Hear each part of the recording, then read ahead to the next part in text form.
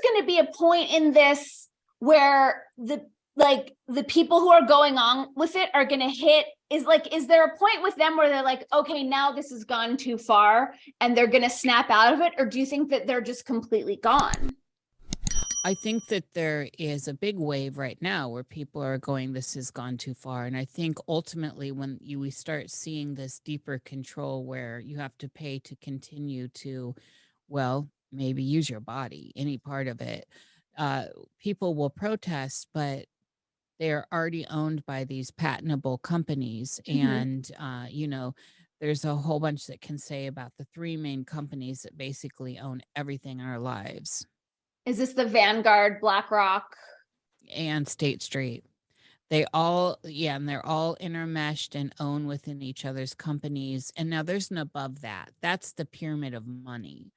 And the Right. pyramid of money is one thing, and money gets you so far, but there is way more beyond the money. So following the money is great. That's fantastic because most people are in the slavery system of monies. Right. And so it's good to know how all that works, but there is way more going on above that level that deals in an interdimensional frequency field. And this is when we start talking about things that are um, a different currency, say the soul element. Mm-hmm. And because the soul is considered an element in some circles, not an intangible thing. It's actually absolutely acknowledged and is something that can be mined Mm-hmm. from, well, humans. I mean, I feel like I'm experiencing that. I feel like we all are, where there's so many people who were in my life, who were close, and I'm like, wait, what happened to your soul? Like, what happened to your humanity? In addition to the critical thinking aspects. But when you're talking about like these interdimensional beings or interests, is this like the secret societies? Is this behind slash above the secret societies? Are we now delving into realms of no longer human? Well, we're definitely not talking about humans. And I think it's one of the ways to consider this is permeability.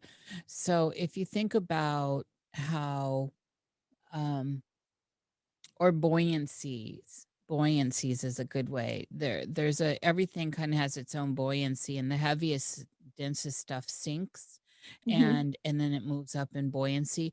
But just because something's dense doesn't mean it has no value, especially in the physical realm, because it's the dense things down at the bottom of the water, for example, can be very valuable and things people seek after.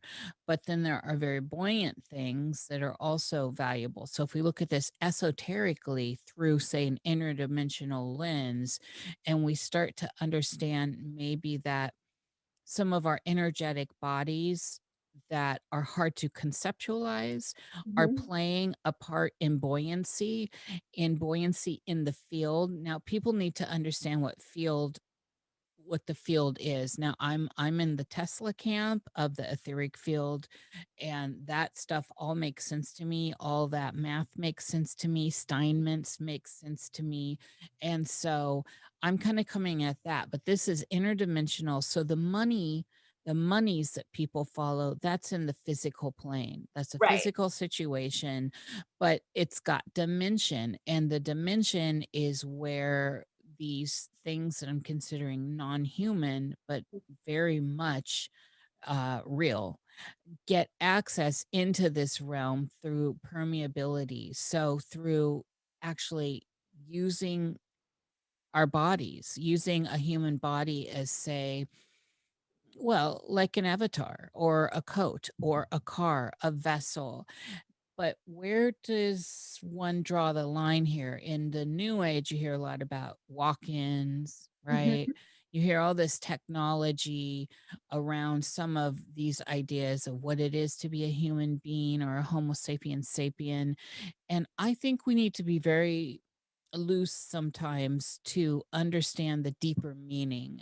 And I appreciate people that get very narrow minded and hone in and practice the absolute deconstruction and then reconstruction of hard stuff. But there's much more in the world around us than just that kind of science through materiality. Mhm. And so this idea has to expand for people, within people, to understand it. But yeah, like, one of the ways people understand this concept is through demonic possession. Mhm.